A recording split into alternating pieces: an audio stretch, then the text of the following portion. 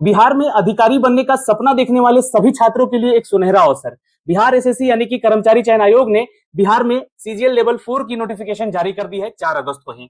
आवेदन करने की तिथि रखी गई कि 18 अगस्त से इसका फॉर्म भरा जाएगा और 17 सितंबर लास्ट डेट होगा इस फॉर्म को भरने को लेकर। तो आशा करते हैं कि मैंने जो वीडियो बनाया था उस वीडियो के आधार पर आप लोगों ने अपना सारा डॉक्यूमेंट्स बनवा लिया होगा। जिन छात्रों का नहीं भी बना है वो थोड़ा सा इंतजार कर लेंगे, क्योंकि 17 सितंबर तक फॉर्म भरना है, तो 10 दिन 15 दिन के बाद आप भी भर सकते हैं। लेकिन अब इसमें जो भी सवाल उठ रहे थे कि सर इसमें क्या फोटो स्कैन करके डालना है, तो नहीं, यहां पर वेबकैम के माध्यम से अपना जो है लाइव फोटो अपलोड करना है, पहली चीज। दूसरा सवाल यहां पर बन रहा था कि सर क्या इसमें उम्र सीमा में छूट दी गई है, एज रिलैक्सेशन दिया गया है क्या, तो इसके बारे में हम जिक्र करेंगे वीडियो में।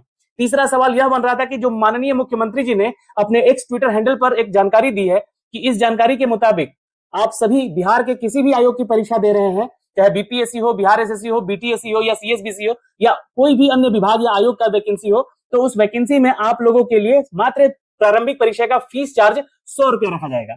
लेकिन इसका नोटिफिकेशन जारी हो चुका है, यहाँ पे आपको फीस के लिए 540 रुपया डिमांड किया गया है। तो क्या हम 100 रुपया देकर इस फॉर्म को भर सकते हैं, इसके ऊपर भी आएंगे और इसकी जानकारी भी देंगे। तो आज लिंक एक्टिवेट होने वाला था, अभी तक नहीं हुआ है। आज 18 अगस्त है, शाम 6 बजे तक आप लोगों का जो है फॉर्म भरने का लिंक एक्टिवेट कर दिया जाएगा, जैसा कि सूचना मिल पा रहा है।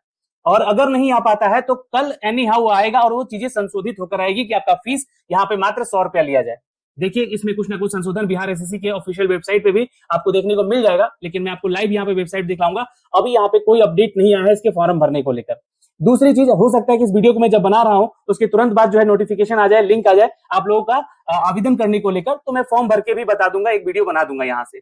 दूसरी चीज यहाँ पर क्या है कि सर कौन कौन से वो दस्तावेज लगेंगे कि इसके लिए हम फॉर्म भरेंगे, उसकी जानकारी हम आपको डिटेल में इस वीडियो में देने जा रहे हैं। तो प्लीज वीडियो को अंत तक देखिएगा और वीडियो को शेयर कीजिएगा। बिहार एसएससी की तरफ से जो एएसओ की वैकेंसी है 1064 पदों की, लेकिन टोटल ओवरऑल वैकेंसी निकाली गई है 1481 पदों के लिए या 82 पद के लिए, ऐसा ही कुछ है। तो आप इसको आवेदन करना शुरू करेंगे। हर पोस्ट के लिए आपको अलग से आवेदन नहीं करना है, आपको एक ही बार फॉर्म आवेदन करना है और प्रायोरिटी जो है आप किस पोस्ट को देंगे वो प्रेफरेंस आपको वहां से बताना होगा फॉर्म भरते समय।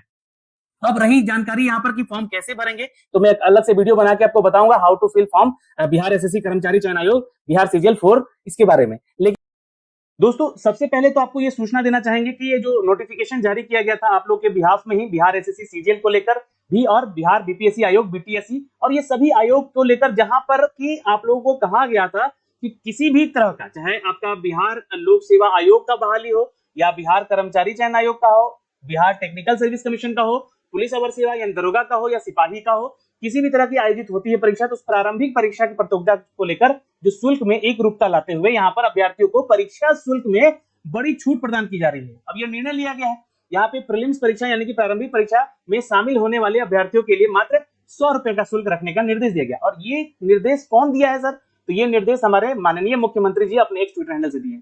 और आपको जानकारी दे दे कि ये बिहार जीएडी के संदर्भ में भी दे दिया गया है, यानी कि सामान्य प्रशासन विभाग जो है इसकी जानकारी में आ चुका है, उनकी जानकारी में जा चुका है ये।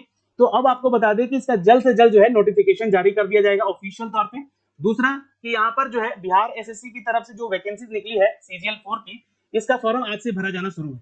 तो अगर अभी देखिए अभी लिंक एक्टिवेट नहीं हुआ है, मैं आपको थोड़ा सा इसका ऑफिशियल वेबसाइट भी यहाँ से ओपन करके दिखा देना चाहता हूँ। ये देखिएगा, ये जो इसका ऑफिशियल वेबसाइट है, इसको रिफ्रेश जब आप कर रहे हैं यहाँ पे, तो फिलहाल अभी कोई भी लिंक इसको लेकर, जो एडवर्टीजमेंट संख्या 5/2025 है, इसको लेकर कोई भी लिंक नहीं दिया गया, एक्टिव नहीं किया गया। यहाँ पे देख सकते हैं इसका सूचना पट है, जहाँ पे वैकेंसी को लेकर मैं रिफ्रेश कर दे रहा हूँ यहाँ से, तो भी 30 जुलाई का लास्ट अपडेट दिख रहा है। यहाँ पे लिंक एक्टिवेट नहीं किया गया इस फॉर्म को भरने को लेकर, तो जल्द ही इसका लिंक एक्टिवेट कर दिया जाएगा 5/2025 के एडवर्टीजमेंट को लेकर। तो ये जानकारी यहाँ से, तो हो सकता है कि जब लिंक एक्टिवेट हो उससे पहले एक नोटिफिकेशन जारी करेगा बिहार एसएससी कि आप लोग का जो फीस है वो 100 रुपए मात्र लगेगा फॉर्म भरने का। ठीक, ये पहली आपको अपडेट है और ये ब्रेकिंग अपडेट है यहाँ पे, और यही आपका जो है प्रारंभिक परीक्षा का होगा। जिस तरीके से आप इसका एग्जाम निकाल लेते हैं, प्रीलिम्स एग्जाम निकाल लेते हैं, तो आपको मैं बता दूं कि इसके लिए फिर मेंस का एग्जाम होना है। ठीक, तो मेंस के एग्जाम में आपका कोई शुल्क नहीं लगेगा, जो छात्र यहाँ पर प्रीलिम्स निकाल लेगा उनके लिए राहत बड़ी खबर है। और ये खबर 15 अगस्त को खुद माननीय मुख्यमंत्री जी ने अपने एक स्टूडेंट से जानकारी दी है, और ये बिहार जीएडी के संदर्भ में भी जा चुका है। हो सकता है कि नोटिफिकेशन आने में शाम हो जाए या फिर शाम तक जो है आप लोगों का यहाँ पर कुछ अपडेट दे दिया जाए। बाकी सारी जानकारियों के मुताबिक अगर हम बात करें तो जो न्यूज अपडेट आया है हिंदुस्तान खबर की तरफ से, यहाँ पे बोला जा रहा है कि देखिए सामान्य प्रशासन विभाग की तरफ से जो है आप लोगों का जो है लगभग 1064 पदों पर जो है भर्ती की प्रक्रिया है। किसके लिए, तो एएसओ के लिए, यानी कि असिस्टेंट सेक्शन ऑफिसर के लिए। यह एक ऐसा पद है दोस्तों जिसमें कि आपको मैं क्लियर कर दूं, इसको मिनी आईएएस भी बोलते हैं। क्या बोलते हैं, मिनी आईएएस भी बोलते हैं। तो इस पोस्ट की तैयारी आप बेहतर तरीके से करें और बेहतर तरीके से यहाँ पे आपको रिक्रूटमेट भी मिलेगा। अब आपको बता दें कि जो वैकेंसीज हैं जो आपका बिहार एसएससी सीजीएल के तहत यहाँ पे निकाला गया है, यहाँ पे अभी 1482 पद है टोटल, जिसमें से 1064 जो है एएसओ का पोस्ट है। अब सबके लिए जो एलिजिबिलिटी सेम है, ग्रेजुएट होना चाहिए। उम्र सीमा को लेकर बहुत बड़ा सवाल उठ रहा था कि सर एज लिमिटेशन में क्या छूट दिया जाएगा या फिर 37 साल तक के ही छात्र सिर्फ इसको आवेदन करेंगे, तो उसके बारे में भी हम आपको जानकारी देंगे। लेकिन यहाँ पे देखिएगा तो कुछ वैकेंसीज के बारे में और जानकारी दी गई है, जैसे कि मैं आपको बता दूं कि बिहार कर्मचारी चयन आयोग की तरफ से राज्य सरकार के विभिन्न विभागों में नियुक्ति के लिए विज्ञापन जारी कर दिया है और कार्यालय परिचारी और स्नातक स्तर पे जो है आपका 5208 पदों पर टोटल वैकेंसी लिया जा रहा है। अभी कार्यालय परिचारी का भी 25 अगस्त से फॉर्म भरा जाना है, तो यहाँ पर देखिएगा तो इसका फॉर्म 18 अगस्त से 17 सितंबर तक इसका आवेदन लिया जाएगा। अब 1481 पद की टोटल बहाली है, जो कि सामान्य प्रशासन विभाग ने इसको जो है 1064 पद सहायक प्रशाखा पदाधिकारी का दिया है। और बाकी योजना सहायक का पोस्ट है, कनीय सांख्यिकी सहायक का पोस्ट है, डेटा एंट्री ऑपरेटर का है, अंकेक्षक का है यानी ऑडिटर का, और सहयोग समितियों के लिए अंकेक्षक का पोस्ट है, जिसकी जानकारी हम आपको दे रखे हैं। और सबसे अधिक पशु और मत्स्य संसाधन विभाग में यहाँ पर वैकेंसी है, जबकि परिचारी के लिए 25 अगस्त से 26 सितंबर तक उसका फॉर्म भरा जाएगा, जो कि 3727 पद की ये बहाली है। तो इसका भी नोटिफिकेशन जारी हो चुका है, इसके ऊपर भी हम आपको बात करेंगे कौन कौन सा विभाग में यहाँ बहाली है, ये जानकारी यहाँ से दिया गया है। ठीक, तो अब आते हैं मुद्दे पे कि सर फीस का तो बात कर दिए, एज का बात कर लीजिए, सर क्या एज में छूट मिलेगा? तो देखिए इसका जो ऑफिशियल नोटिफिकेशन है दोस्तों, जब आप इस नोटिफिकेशन को पढ़िएगा तो इस नोटिफिकेशन में ये देखिए यहाँ पे नोटिफिकेशन में उम्र सीमा की जो बात कही गई है उसके ऊपर आते हैं। तो सबसे पहले ही जिक्र यहाँ पर किया गया, क्या जिक्र किया गया है कि उम्र सीमा में गणना जो है 1 अगस्त 2025 के आधार पर किया जाएगा, यानी कि 1 अगस्त से किया जाएगा और आपका उम्र अधिकतम जो है जनरल कैटेगरी के मुताबिक 37 साल होना चाहिए, ठीक है। और परंतु वैसे अभ्यर्थी जो कि 1 अगस्त 2022 को सरकार के द्वारा निर्धारित अधिकतम उम्र सीमा धारित करते हैं, उक्त तिथि के निर्धारण के लिए शैक्षणिक योग्यता धारण करते हो, वही इसको आवेदन करेंगे। यहाँ पे इस बात का ध्यान रखिएगा आप लोग यहाँ पर। ठीक, पहली चीज तो ये तो हो गई बात शैक्षणिक योग्यताओं को लेकर के 1 अगस्त 2025 से आपका एज कैलकुलेट भी किया जा रहा है, ठीक। और शैक्षणिक योग्यता 1 अगस्त 2022 तक जो है अधिकतम उम्र सीमा भी निर्धारित करते हैं, यानी कि उनका जो ग्रेजुएशन वगैरह है वो कंप्लीट होना चाहिए साथ ही साथ। और शैक्षणिक योग्यता धारण करते हैं वे उम्र सीमा के आधार पर सामान्य प्रशासन विभाग 23/1/2006 के आलोक में, यानी कि इस समय का जो आपका पत्रांक था ये जारी किया गया था, परीक्षा के लिए पात्र होंगे। ठीक, तो उम्र सीमा में कोई छूट नहीं है यहाँ पर। पहली चीज, जो कार्मिक प्रशासनिक सुधार विभाग है उसका जो संकल्प संख्या 294 है वो कहता है कि 7 जनवरी 2016 के अनुसार उम्र सीमा जो है कुछ इस तरह से बनाया गया है, जहां पे न्यूनतम एज आपका 21 साल है और मैक्सिमम 37 साल है।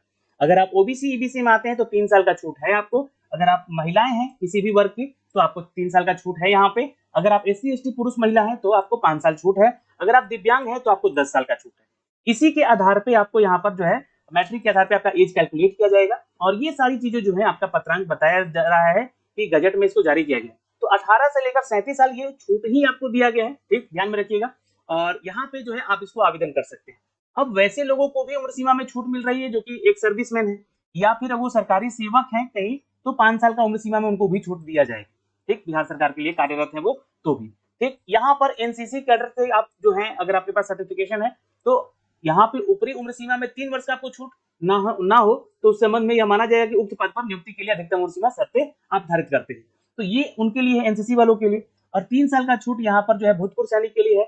और फिर उसके बाद 5 साल का छूट उनके लिए है जो कि प्रतियोगिता परीक्षा के आधार पर जो है आप आवेदन कर रहे हैं, जैसे कि ईसीए जो या फिर एसएफसीए जो के तहत आप कार्यरत है, पदाधिकारी हैं, तो उनके लिए है 5 साल का छूट यहाँ पर। तो कुछ इस तरीके से जो है आप यहाँ पे फॉर्म भर सकते हैं इन एज के लिमिटेशन से, बट ऐसे नॉर्मल एज में आपको छूट नहीं दिया गया है। अब आते हैं तीसरे मुद्दे पे कि सर आवेदन करने के लिए जो फीस दिया जा रहा है यानी कि जो चार्ज किया जा रहा है 540 लगेगा, तो नहीं, अभी आपका 100 रुपए चार्ज लगेगा। अभी हो सकता है कि नोटिफिकेशन जारी होगा इसका, तो ये चीजें होंगी, सामने निकल कर आएंगी। अगर नहीं कम किया जाता है इस चीज को लेकर तो जरूर हम लोग आप छात्रों के हित में ही बात करेंगे, सरकार से इसकी मांग करेंगे कि खुद माननीय मुख्यमंत्री जी ने इस चीज का अपडेट दिया है और अभी इसको छूट नहीं दिया जा रहा है इस चीज को लेकर। फिलहाल ये तो हो गया फीस को लेकर, लेकिन डॉक्यूमेंट्स को लेकर देखिए सबसे पहले तो आपको बता दें कि आरक्षण में एक संशोधन और किया गया है बिहार में। क्या किया गया है? तो बिहार में संशोधन किया गया है कि जो भी बहाली निकलेगा उन बहाली की प्रक्रियाओं में 35% हॉरिजॉन्टल आरक्षण महिलाओं को दिया जाए, ठीक है, और हॉरिजॉन्टल रिजर्वेशन और प्लस 3% आपको जो है ओबीसी की महिलाओं को मिलता है, तो ये भी आपका आरक्षण ही है महिलाओं को। तो टोटल 38% का आरक्षण महिलाओं को है यहाँ पर, इस बात का ध्यान रखिएगा। उसी से संबंधित आपको दस्तावेज ही बनवाने। पहला दस्तावेज आपका आरक्षण से संबंधित जो भी है उसमें अगर आपको देखेंगे तो आपको राज्य सरकार के समक्ष समतर होकर निर्गत प्रमाण पत्र के आधार पर ही दे होगा। तो आपको संप्रति प्रचलित आरक्षण नियमों के अनुसार ही राज्य सरकार के अधीन आपको ये फायदा मिलने वाला है। यानी कि अगर आप बिहार के निवासी हैं तब ऑनलाइन आवेदन पत्र में इंगित कॉलम में आरक्षण का दावा नहीं करने पर आरक्षण का लाभ नहीं मिलेगा। जाति और लिंग के आधार पर आरक्षण का लाभ उन्हीं उम्मीदवारों को मिलेगा जो कि स्थायी निवास बिहार का है, बिहार के मूल निवासी हैं। बिहार राज्य के बाहर के निवासी को आरक्षण का लाभ नहीं मिलेगा, ये जानकारी यहाँ पर है। और आवेदन में दिया गया स्थायी पता ही आरक्षण के प्रयोजन के स्थायी निवास अनुमानी होगा। तो आप जो पता देंगे स्थायी पता, वही आपका स्थायी निवास माना जाएगा और वहीं पे आपका पुलिस वेरिफिकेशन भी होगा जब आपका नौकरी लगेगा। उक्त परीक्षा आरक्षण के आधार पर उम्मीदवारों को स्थायी आवासीय प्रमाण पत्र भी देना होगा जो कि अनिवार्य। तो देखिए, आप अपना जब फॉर्म भरेंगे तो जो एड्रेस देंगे उसका भी ध्यान रखना है। एक तो आप परमानेंट एड्रेस देते हैं और एक आप जो है यहाँ पर जो है अपना टेम्पोररी एड्रेस देते हैं। तो जो परमानेंट एड्रेस है वही आपका स्थायी पता मानकर वहां पे पुलिस वेरिफिकेशन होगा बाद में जब आपकी नौकरी लगेगी। तो इस बात का थोड़ा ध्यान रखिएगा। जो अनुसूचित जाति जनजाति के छात्र हैं उनको यहाँ पे एक तो अपना जाति प्रमाण पत्र बनवाना है। अगर आप SC ST से आते हैं तो किस जाति से हैं आपको बनवाना है और ये RO या CO लेवल से बनेगा। ठीक, स्थायी निवास का जो आपका है उसका भी डॉक्यूमेंट्स बनेगा, यानी कि डोमिसाइल सर्टिफिकेट, यानी कि आपका कहे तो रेसिडेंशियल सर्टिफिकेट। ठीक, रेसिडेंशियल सर्टिफिकेट लिख लीजिएगा आप लोग। पिछड़ा वर्ग के अगर आप हैं या अत्यंत पिछड़ा वर्ग के उम्मीदवार हैं तो आपको NCL का प्रमाण पत्र वहां पे अपलोड करना है। क्या करना है? OBC को NCL वाला सर्टिफिकेट देना है। मुख्य परीक्षा के आवेदन भरने समय अपलोड करना अनिवार्य होगा, वही वाला जो आप अभी बनवाएंगे। पिछड़ा वर्ग के हैं यहाँ पर या अति पिछड़ा वर्ग के दशा में स्थायी अधिवास अंचल के आधार पर, यानी कि आपको RO लेवल या CO लेवल के आधार पर जो है आपको बनवाना है और ये अधिसूचित अंचल पदाधिकारी राजस्व पदाधिकारी के द्वारा, यानी कि CO के द्वारा या RO के द्वारा ही निर्गत होगा। क्रीमी लेयर आपका प्रमाण पत्र जो होगा, ये स्थायी अधिवास अंचल सरकार के द्वारा अंचलाधिकारी ही आपको स्थायी निवास बना कर देते हैं, उनका सिग्नेचर रहता है उसपे। ठीक, अब आरक्षण का दावा करने वाली जो महिला है और खासकर वो विवाहित है उनको ध्यान में सुनना है। आपको या तो जाति और या तो NCL, अगर मान लीजिए कि आप NCL, अब यहाँ पे तो आपको NCL डालना है, तो NCL बनवा रही है तो अपने पिता के एड्रेस पे बनवाइएगा। ठीक, या जाति बनवा रही है तो अपने पिता के एड्रेस पे बनवाइएगा, कोई एक अपने पिता के एड्रेस पे बनवाइएगा। जाति ऑब्लिक दिया है ना, या क्रीमी लेयर रहित प्रमाण पत्र। तो जैसे कि मान लीजिए कि NCL का बेनिफिट नहीं लेना चाहती है तो आप OBC से आती हैं तो आप OBC का सर्टिफिकेट जो है अपने पिता के एड्रेस से बनवाइएगा, ये निर्गत होना चाहिए, उनके पति के नाम से नहीं। ठीक है, और आरक्षण संबंधी प्रमाण पत्र आयोग के कार्यालय के प्रमाण पत्रों की समीक्षा के समय मूल रूप से प्रस्तुत नहीं करने पर आरक्षण का लाभ दे नहीं होगा। ठीक, ये भी जानकारी है, आपको मैं बता दिया। अब 10% का आरक्षण दिया जाता है दोस्तों आर्थिक रूप से कमजोर छात्रों को। ठीक, जो महिला पुरुष हैं उनके लिए प्रपत्र 1 पे उसका सक्षम पदाधिकारी के द्वारा निर्गत होना चाहिए उनका प्रमाण पत्र, जो कि उनकी परिसंपत्ति प्रमाण पत्र को दर्शाता है। यानी कि EWS का सर्टिफिकेट आपको बनवाना होगा जो EWS से संबंधित है, जिससे कि आपको 10% का छूट मिल सके, अगर आप चाहते हैं तो, नहीं तो आप जनरल से भी भर सकते हैं। आरक्षण का दावा करने वाले उम्मीदवारों को अपनी जाति के रूप में संतुष्ट होने के लिए पश्चात आरक्षण कोटि का जो ऑनलाइन आवेदन भरते समय कॉलम है उसको भरेंगे और भरते समय पास के आरक्षण कोटि के बारे में जानकारी भी देंगे, निर्गत करेंगे प्रमाण पत्र के भौतिक रूप से कि आपने क्या अपना डॉक्यूमेंट्स के बारे में जानकारी दिया है, यानी कि सर्टिफिकेट आपको बताना होगा वहां पे। ठीक है, सर्टिफिकेट नंबर उस पर जो लिखा होगा आपके जो प्रमाण पत्र का। अब कोड है आपका BC के लिए, EBC के लिए और BC के जो है आपका प्रमाण पत्र के लिए, उसका कोड दिया हुआ है, कोड आपके सामने आ जाएगा फॉर्म भरते समय। हो गया। ठीक, अब 4% का क्षैतिज आरक्षण जो है यहाँ पर उनको भी दिया जा रहा है जो कि दिव्यांग।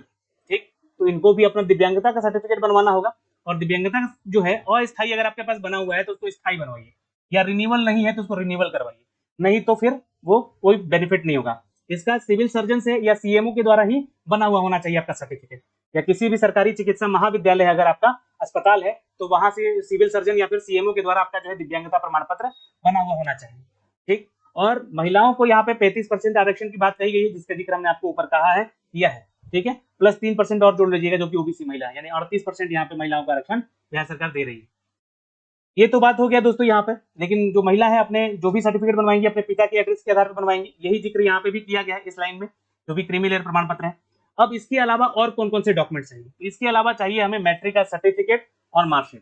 ठीक, स्नातक का मार्कशीट, सर्टिफिकेट, PGDCA, चूंकि इसमें कंप्यूटर से रिलेटेड भी आपका कुछ फॉर्म है इसको भरना है, PGDCA की है तो उसका सर्टिफिकेट, या फिर BCA या BSc की है IT में तो उसके जो है आपको मार्कशीट, उसका जो है प्रमाण पत्र, यानी कि मार्कशीट और सर्टिफिकेट। स्थायी निवास के बारे में बताया, अस्थायी प्रमाण पत्र भी बताया, जो भी है आपके पास वो लगाएंगे। जाति प्रमाण पत्र, क्रीमी लेयर प्रमाण पत्र, आर्थिक रूप से कमजोर प्रमाण पत्र, ये आपके लिए है जो भी कैटेगरी में बिलोंग करता है। स्वतंत्रता सेनानी है तो आपको भी अपना बनवाना है, ये आप SDO लेवल से बनवा सकते हैं, बेहतर होगा आपके लिए। दिव्यांगता प्रमाण पत्र आपको सिविल सर्जन या CMO के द्वारा, जो कि महाविद्यालयों के हैं लोग या अस्पताल के हैं बड़े, उनसे बनवाना है। अधिकतम उम्र सीमा में छूट हेतु यहाँ पर जो आपका जातीय प्रमाण पत्र होगा या भूतपूर्व सैनिक का प्रमाण पत्र होगा उन्हीं को दिया जा रहा है, तो उसके कॉलम में आपको टिक करना होगा, बताना होगा। ऑनलाइन आवेदन भरते समय फॉर्म को यहाँ ध्यान रखिएगा, लिंक दिया गया है, इस पे जाके आप सारी चीजें भरेंगे, कोई गलती नहीं करेंगे। वैसे मैं फॉर्म भर के भी बताऊंगा, उसकी जानकारी भी दूंगा। यस या नो पे कहाँ कहाँ टिक करना है उसकी भी जानकारी दूंगा। आपको स्क्राइब चाहिए, जैसे दिव्यांग है तो स्क्राइब चाहिए, तो वो भी आपका लगेगा। स्क्राइब का क्या क्या सर्टिफिकेट है, तो उनका नाम, माता का नाम, पिता का नाम, जन्म तिथि, मैट्रिक का प्रमाण पत्र, अंक पत्र, उनका भी लगेगा यहाँ पे। और ये कैटेगरी जो है आपको बताने होगी, जो भी दिव्यांगता से फॉर्म भर रहे हैं उनकी बात हो रही है, ये उनके लिए सर्टिफिकेट है, ये जानकारी उनके लिए दी गई है। अब यहाँ पे एक लाइन लिख दिया गया है कि अभ्यर्थी ऑनलाइन आवेदन करते समय अपनी लाइव फोटो वेबकैम के माध्यम से खींचकर अपलोड करेंगे। तो वेबकैम का इस्तेमाल करना है इस डॉक्यूमेंट्स के लिए, ठीक है।